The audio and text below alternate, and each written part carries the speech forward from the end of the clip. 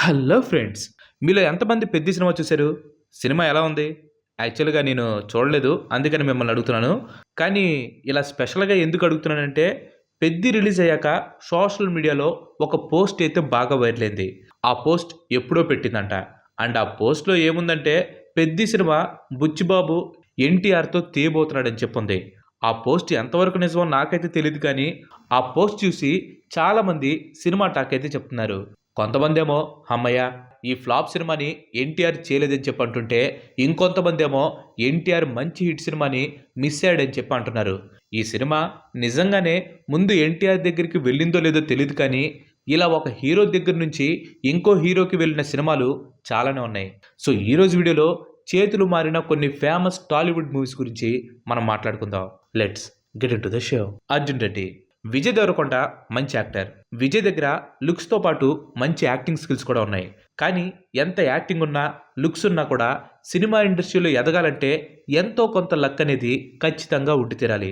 And విజయ్‌కి ఆ luck ఖచ్చితంగా ఉందని చెప్పి నేను నమ్ముతాను.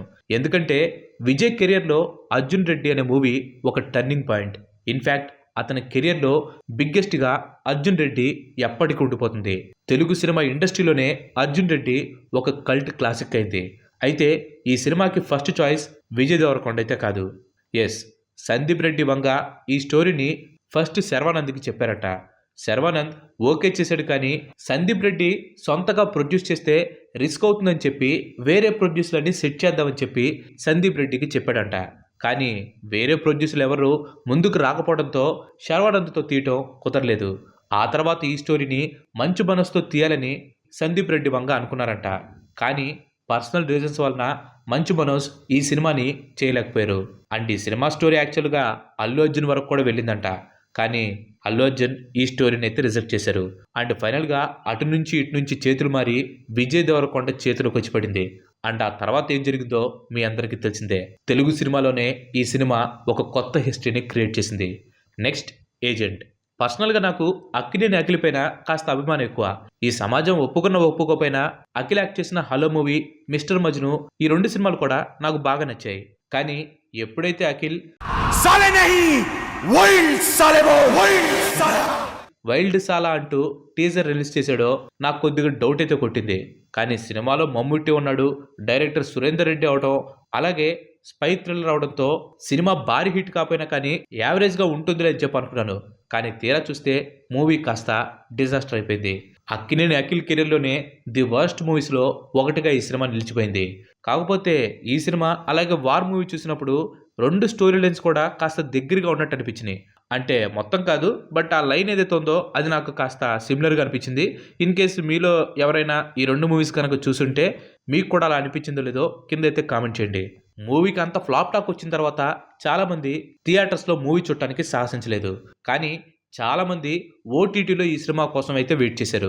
బట్ ఏం జరిగిందో ఏమో తెలియదు కానీ 2 నెలల్లో ఓటీటీలో ఇప్పుడు సినిమాలు రిలీజ్ అవుతూ ఉంటే ఈ సినిమా మాత్రం ఓటీటీలో రిలీజ్ అవడానికి 2 ఏళ్ల పాటు పట్టింది. కొంతమంది ఏమంటారంటే మూవీకి మరీ వరస్ట్ టాక్ వచ్చింది కాబట్టి ఓటీటీ వాళ్ళు ధైర్యం చేసి కొనలేదు, అందుకే లేట్ అయిందని చెప్పి అంటూ ఉన్నారు. బట్ అది నిజమో కాదో మనకైతే తెలియదు. ఇంక ఈ సినిమా విషయానికి వస్తే ముందు ఈ సినిమాని రామ్ చరణ్ కోసం సురేందర్ రెడ్డి గారు రాసుకున్నారంట. ఎస్, ఈ సినిమా స్టోరీని ముందు రామ్ చరణ్ గారికి చెప్పడం జరిగింది. కానీ రామ్ చరణ్ గారు ఈ స్టోరీని ఆ టైంలో రిజెక్ట్ అయితే చేశారు. దీంతో ఈ స్టోరీ కాస్త అఖిల్ దగ్గరికి వెళ్ళింది. సో అలాగా అఖిల్ కెరియర్లో బిగ్గెస్ట్ ఫ్లాప్ అయితే నమోదైంది. నెక్స్ట్ 'ఒక్కడు'. ఎస్, 'ఒక్కడు' సినిమా కూడా ఈ లిస్ట్లో ఉంది. 'ఒక్కడుని' రిజెక్ట్ చేసిన ఆ ఒక్కడెవరో తెలుసుకునే ముందు ఒకసారి ఈ 'ఒక్కడు' సినిమా గురించి మనం కొంచెం మాట్లాడుకుందాం. గుణశేఖర్ తీసిన మాస్టర్ పీసే ఈ 'ఒక్కడు' మూవీ. సినిమా స్టోరీ చాలా అంటే చాలా సింపుల్. విలన్ ఉంటాడు, హీరోయిన్ని చూస్తాడు, హీరోయిన్కి ఇష్టం లేకపోయినా పెళ్లి చేసుకోవాలని చెప్పి అనుకుంటాడు. అండ్ విలన్ చేతుల నుండి హీరోయిన్ని కాపాడటానికి హీరో వస్తాడు. ఈ స్టోరీతో కొన్ని వందల సినిమాలు వచ్చాయి. కానీ Gunasekhar taking and Mahesh Babu acting ఈ సినిమాని సూపర్ డూపర్ హిట్ చేశాయి. ఇన్ఫ్యాక్ట్ మహేష్ బాబుని సూపర్ స్టార్ మహేష్ బాబుగా చేసింది కూడా ఈ సినిమానే. ఈ సినిమాలో యాక్టింగ్, ఫైట్స్, సాంగ్స్, సెంటిమెంట్స్ అన్నీ కూడా సూపర్ డూపర్ హిట్ అయ్యాయి. ఇక సినిమాలో ఉన్న మెయిన్ హైలైట్ ఏంటంటే ఆ చార్మినార్ సెట్. అది సెట్టా లేదా రియలా అని చెప్పి చిన్నప్పుడు స్కూల్లో తెగ డిబేట్స్ పెట్టుకుంటూ ఉండేవాళ్ళం. ఇక 'ఒక్కడుని' రిజెక్ట్ చేసిన ఆ ఒక్కడెవరో తెలుసా? మన mister perfect Prabhas. Yes, Gunasekhar ఈ స్టోరీని ముందు ప్రభాస్కి ఆఫర్ చేశారు. కానీ ప్రభాస్కి కాస్త రిస్కీ అనిపించడంతో ప్రభాస్ ఒక్కడు సినిమాని రిజెక్ట్ చేశాడు. Next leader. బేసిక్గా నాకు దగ్గుబాటి రానా అంటే చాలా రెస్పెక్ట్. లీడర్ లాంటి సినిమాతో డెబ్యూ చేయటం అంటే అది మామూలు విషయం కాదు. అతని పర్సనాలిటీకి మంచి మాస్ సినిమా చేసి ఉండొచ్చు, లేదా వాళ్ళ బాబాయ్ లాగా మంచి ఫ్యామిలీ ఓరియంటెడ్ మూవీ చేసి ఉండొచ్చు. కానీ రానా మాత్రం లీడర్ సినిమాని సెలెక్ట్ చేసుకున్నాడు. సూపర్ హిట్ కాకపోయినా కానీ లీడర్ ఒక మంచి సినిమా. అండ్ ఫస్ట్ సినిమా అయినా కూడా రానా చాలా బాగా యాక్ట్ చేశాడు. మేబీ అప్పటికే ఎస్టాబ్లిష్ అయిన ఒక పెద్ద హీరో చేసుంటే ఈ లీడర్ సినిమా సూపర్ హిట్ అయి ఉండేదేమో. ఇన్ఫ్యాక్ట్ ఒక పెద్ద హీరో దగ్గరికి ఈ స్టోరీ ముందే వెళ్ళింది. అండ్ ఆ పెద్ద హీరో మరెవరో కాదు, సూపర్ స్టార్ మహేష్ బాబు. శేఖర్ కమ్ముల ఈ స్టోరీని ఫస్ట్ మహేష్ బాబుకి చెప్పారు. మహేష్ బాబు గారికి స్టోరీ నచ్చింది, కానీ సినిమాలో రోల్ కోసం ఫిజికల్ ట్రాన్స్ఫర్మేషన్ అవసరమైంది. దీంతో మహేష్ బాబు గారు లీడర్ మూవీని రిజెక్ట్ అయితే చేశారంట. కానీ ఆ తర్వాత సేమ్ లీడర్ లాంటి మూవీనే మహేష్ బాబు చేశాడు. అండ్ ఆ మూవీ ఏంటో మీకు తెలిస్తే కింద కామెంట్ చేయండి. Next world famous lover. కొన్ని సినిమాలు థీమ్ బాగుంటాయి, కానీ ఆ థీమ్ని స్క్రిప్ట్గా డెవలప్ చేసి తెర మీదకి తీసుకొని వచ్చినప్పుడు ఫ్లాప్గా మారిపోతూ ఉంటాయి. అలాంటి ఒక సినిమానే వరల్డ్ ఫేమస్ లవర్. కానీ ఏ మాట కామాట ఈ సినిమా ఆడియన్స్ ఎక్స్పెక్టేషన్స్కి రీచ్ అవ్వకపోయినా కానీ విజయ్ దేవరకొండ యాక్టింగ్ మాత్రం ఇందులో చాలా బాగా చేశాడు. అండ్ విజయ్తో పాటు ఐశ్వర్య రాజేష్ కూడా ఈ సినిమాలో బాగా యాక్ట్ చేసింది. యాక్చువల్గా వీళ్ళిద్దరి మధ్యలో ఉన్న సీక్వెన్స్ ఒకటే ఈ సినిమాకి హైలైట్ అని చెప్పాలి. మిగతాదంతా కూడా జనాల్ని అంతగా అలరించలేకపోయాయి. అయితే ఈ రొమాంటిక్ డ్రామాని డైరెక్టర్ క్రాంతి మాధవ్ ముందు సాయి ధరమ్ తేజ్కి, ఆ తర్వాత శర్వానంద్కి ఆఫర్ చేశారంట. కానీ వాళ్ళిద్దరూ కూడా ఈ సినిమాని రిజెక్ట్ చేశారు. అండ్ ఆ తర్వాత విజయ్ దేవరకొండ ఈ సినిమాని యాక్సెప్ట్ చేసి స్క్రిప్ట్ డెవలప్మెంట్ మీద కూడా వర్క్ చేశాడంట. కానీ సినిమాని ఫ్లాప్ అవ్వకుండా మాత్రం విజయ్ ఆపలేకపోయాడు. నెక్స్ట్ సింహాద్రి. ప్రభాస్ రిజెక్ట్ చేసిన సినిమాల లిస్ట్ చూస్తే నాకు నిజంగా మైండ్ పోతుంది. ఎందుకంటే మిగతా సినిమాలు పక్కన పెట్టేయండి, అసలు సింహాద్రి లాంటి సినిమాని ప్రభాస్ ఎలా రిజెక్ట్ చేశాడో నాకైతే అసలు అర్థం కాలేదు. అఫ్ కోర్స్ ఎన్టీఆర్ సింహాద్రి రోల్లో అదరగొట్టేశాడు అనుకోండి. సింహాద్రి రోలే కాదు, బేసిక్గా ఏ హీరో రోల్ అయినా, ఎలాంటి క్యారెక్టర్ అయినా, ఎలాంటి యాక్ట్ అయినా సరే ఎన్టీఆర్ అదరగొట్టేస్తాడు, అందులో ఎలాంటి డౌట్ లేదనుకోండి. కానీ ప్రభాస్ ఈ రోల్ చేసుంటే ఎలా ఉంటుందో ఒక్కసారి ఊహించుకోండి. ఎన్టీఆర్ కంటే ముందు రాజమౌళి గారి సింహాద్రి రోల్ని ప్రభాస్కి ఆఫర్ చేశారు. కానీ స్టోరీలో ఉన్న మాస్, కమర్షియల్ అపీల్ తనకి సెట్ అవ్వదని చెప్పి ప్రభాస్ సింహాద్రి మూవీని రిజెక్ట్ చేశాడంట. పోనీలే, తర్వాత ఛత్రపతిని యాక్సెప్ట్ చేశాడు. నెక్స్ట్ మూవీ దగ్గరికి వెళ్లే ముందు ఇంతవరకు ఈ వీడియో చూసినట్టు ఈ వీడియో మీకు ఇంట్రెస్టింగ్ అనిపిస్తుందని అనుకుంటున్నాను. మీకు కనుక నచ్చినట్లయితే ఈ వీడియోని ఖచ్చితంగా లైక్ చేయండి, హైప్ చేయండి. అండ్ అలాగే మీరు మన ఛానల్ ఇంతవరకు కనుక సబ్స్క్రైబ్ అయినట్లయితే మన ఛానల్కి తప్పకుండా సబ్స్క్రైబ్ అయ్యి పక్కన ఉన్న గంటని ఆల్ ఆప్షన్లో పెట్టుకోండి. ఆల్రెడీ లైక్ చేసి, షేర్ చేసి, సబ్స్క్రైబ్ చేసిన వారికి చాలా థ్యాంక్స్. నెక్స్ట్ లైగర్. టూ మచ్ ఓవర్ హైప్తో వచ్చి బొక్కబోర్ల పడ్డ సినిమా ఏదైనా ఉందా అంటే అది లైగరే. యాక్చువల్గా ఈ సినిమా ట్రైలర్ వచ్చినప్పుడు నాకైతే మైండ్ పోయింది. ఎందుకంటే విజయ్ బాడీ ట్రాన్స్ఫర్మేషన్ కానివ్వండి, ఆ ఎంఎంఏ ఫైటింగ్ రింగ్ కానివ్వండి, ఇవన్నీ చూసినప్పుడు అమ్మా నాన్న తమిళమ్మాయి లాంటి హిట్ ఈ సినిమా కూడా కొడుతుందేమో అని చెప్పి నేను అనుకున్నాను. కానీ తీరా చూస్తే థియేటర్స్లో ఈ సినిమా అట్టర్ ఫ్లాప్ అయిపోయింది. అండ్ ఈ సినిమాకి వీళ్ళు చూపించిన కాన్ఫిడెన్స్ అంతా ఇంత కాదు, 200 crores పై నుంచి లెక్క పెడుతున్నాను. నేనైతే 200 నుంచి లెక్క స్టార్ట్ చేస్తున్నా. అక్కడ నుంచి నేను చూడను నంబరు. హిస్టరీలో ఇంత కాన్ఫిడెంట్గా ఉండి అట్టర్ ఫ్లాప్ అయిన సినిమాల్లో ఇది రెండోది. ఫస్ట్ సినిమా ఏంటో గుర్తుంటే కింద కామెంట్ చేయండి. హిట్ కావాలా చెప్తాను చూడండి. ఈ సినిమాని మగధీరాకి పోటీగా తీశారు ఆ టైంలో. కమింగ్ టు లైగర్, ఆడియన్స్కి ఈ సినిమా చూసినప్పుడు అసలు పూరి జగన్నాథ్ గారు తీశారా లేదా అనే డౌట్ వచ్చింది. అసలు అంత ఖర్చు పెట్టి, అంత ఎఫర్ట్స్ పెట్టి తీసిన సినిమా ఇదేనా అని చెప్పి ఆడియన్స్ నుంచి అసంతృప్తి అయితే వచ్చింది. అండ్ మైక్ టైసన్ లాంటి ఒక ఫేమస్ పర్సనాలిటీని సినిమాలో పెట్టి అలాంటి సీన్ ఎలా తీయాలనిపించిందని చెప్పి పూరి జగన్నాథ్ని అందరూ క్రిటిసైజ్ చేయడం మొదలుపెట్టారు. అండ్ హైలైట్ థింగ్ ఏంటంటే ఈ సినిమాని పూరి జగన్నాథ్ గారు ముందుగా అల్లు అర్జున్తో తీద్దామని చెప్పి అనుకున్నారంట. ఆ తర్వాత ఎన్టీఆర్కి కూడా ఈ కథని చెప్పారంట.